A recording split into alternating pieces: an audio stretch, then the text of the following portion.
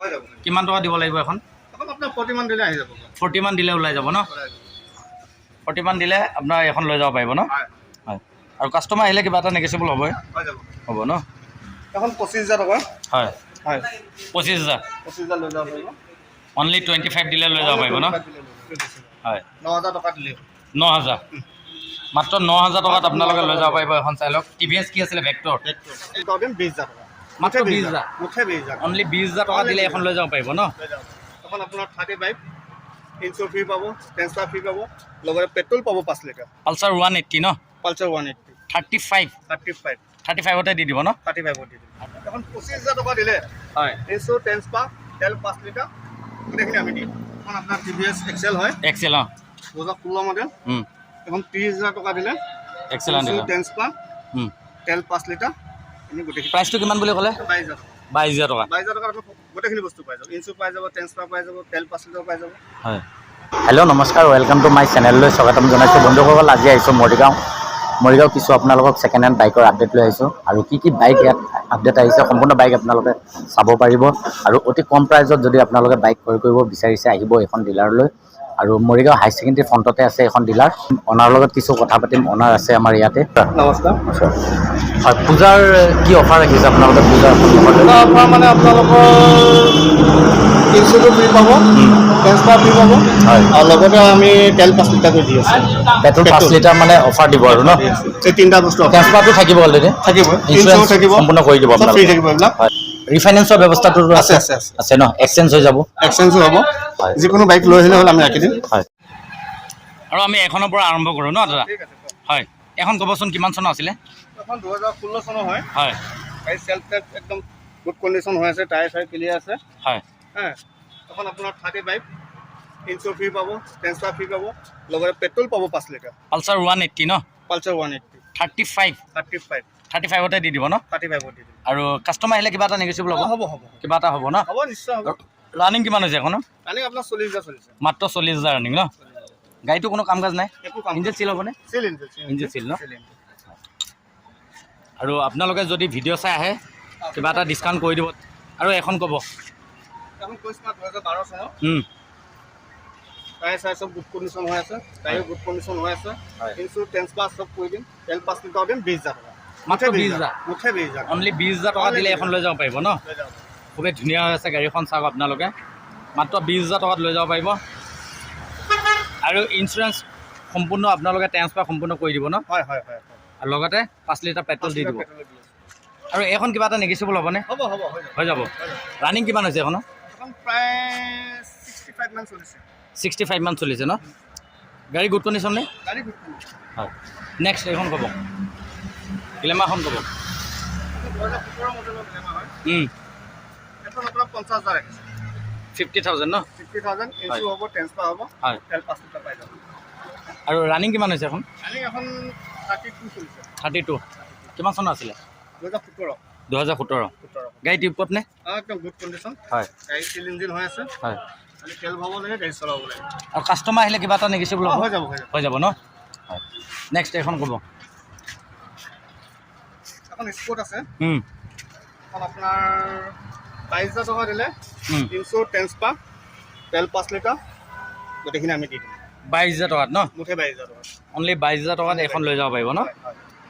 Engine চিল হ'ব এইবোৰ? Engine চিল ন? Engine চিল আছে। আৰু কাষ্টমাৰ আহিলে এখনো কিবা এটা নেগেচিবল হ'বনে? হৈ যাব ন? এখন ক'ব ছুপাৰ স্প্লেণ্ডাৰ। এখন 2016 চনত এখন 25,000 টকা দিলে হয় ইঞ্চুৰ ট্ৰেন্সফাৰ তেল 5 লিটাৰ গোটেইখিনি আমি দিম। মডেলটো কিমান আছিলে? 16 অনলি 25ত দি দিব। অনলি 25ত লৈ যাব পাৰিব। গাড়ীখন চাওক খুবেই ধুনীয়া হৈ আছে। গাড়ী টিপটপ ন? চিল ইঞ্জিন চিল হ'ব ন? ইঞ্জিন চিল আছে। হয় একদম ধূলি বালি লাগি আছে কাৰণে এনেকুৱা হৈ আছে। হয় এই দুই পলিচ কৰি দিলে ধুনীয়া হৈ যাব। 25তে লৈ যাব পাৰিব ন?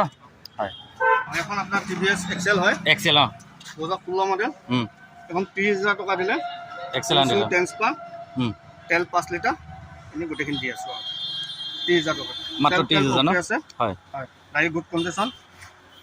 গাড়ী মানে ধূলি বালি লাগি থকাৰ কাৰণে এনেকৈ আছে। গাড়ী ধুই পলিচ কৰিলে ধুনীয়া হৈ যাব। আৰু কাষ্টমাৰ আহিলে নেগেচিবল হ'ব ন? এখনো হৈ যাব ন? এখন ক'ব। এখন এখন 22,000 টকা দিলে হ'ল মাত্ৰ 22,000 মাত্ৰ 22,000 একদম চেল্ফ লুক আছে 2016 চনৰ গাড়ী হয় হা হয় টায়াৰটো ধুনীয়া হয় চব ঠিক আছে ৰানিং কিমান হৈছে এখন ৰানিং এখন আপোনাৰ 25,000 চলিছে মাত্ৰ 25,000 হয় হয় প্ৰাইচটো কিমান বুলি ক'লে 22,000 22,000 টকা 22,000 টকা গোটেইখিনি বস্তু পাই যাব ইনচু পাই যাব ট্ৰেন্সফাৰ পাই যাব তেল 5 লিটাৰ পাই যাব হয় আৰু কাষ্টমাৰ আহিলে কিবা এটা নেগেচিবল হ'ব ন হয় নেক্সট এখন ক'ব হয় কিবা চেল্ফ তেল ওকে আছে টায়াৰ চাৰ ওকে আছে এখন 30,000 টকা দিলে মাত্ৰ 30 মোতে 30,000 ৰানিং কিমান হৈছে এখন এখন আপোনাৰ প্ৰায় 40 অলপ কম 40,000 মান চলিছে ন আৰু এখনো কিবা এটা নেগেচিবল হ'ব হৈ যাব ন নেক্সট এখন ক'ব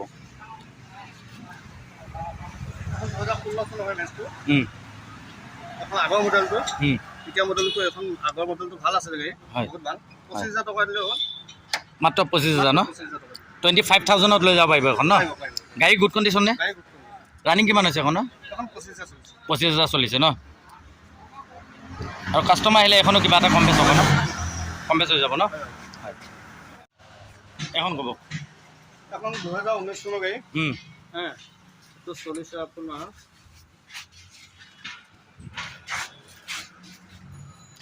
38 চলিছে 38 চলিছে গাড়ী গুড কণ্ডিশ্যন হয় এখন আপোনাৰ 55ত আপোনাৰ ইনচু কৰি দিম ট্ৰেন্সফাৰ কৰি দিম হয় পেট্ৰল 5 লিটাৰ দি আছোঁ 55ত লৈ যাব পাৰিব ন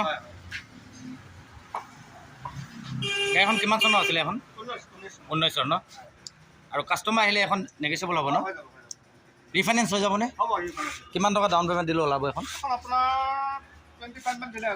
মাত্ৰ 25ত দিলে ওলাই যাব ন 25,000 দিলে আপোনালোকে এখন গাড়ী লৈ যাব পাৰিব আৰু এখন ক'ব লগৰখন ক'ব আপোনাৰ 2018 চনৰ হয় এক্টিভা হয় এভেঞ্জাৰ এইটো আপোনাৰ 35 আহিব 35 আৰু এখন কিবা এটা কম বেছ হ'ব ন হৈ যাব এখন ৰিফাইনেন্স হ'বনে এখন নহ'ব ন আৰু কাষ্টমাৰ আহিলে নেগেচিবল কৰি দিব ইঞ্জিন চিল হ'ব এইবোৰ চিল হ'ব ন এখন ক'ব এফজেডখন ক'ব এখন 70,000 টকা 2021 চনৰ গাড়ী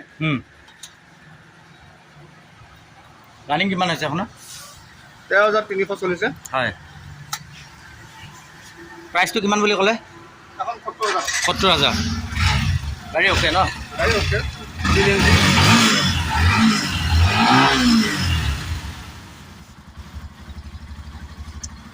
এখন ৰিফাইনেন্স হৈ যাব হৈ যাব কিমান টকা ডাউন পে'মেণ্ট দিব লাগিব এখন আপোনাৰ 35 মান দিব লাগিব 35 দিলে ওলাই যাব ন আৰু কাষ্টমাৰ আহিলেতো কিবা এটা নেগেচিবল হ'বই ন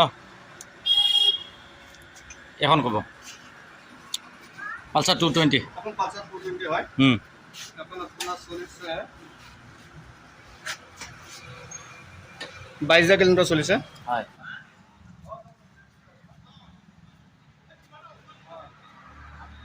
চাই লওক 22,000 কিলোমিটাৰ চলিছে 2021 চনৰ গাড়ী হয় এবিএছ আছে ডাবল ডিস্ক হ্যাঁ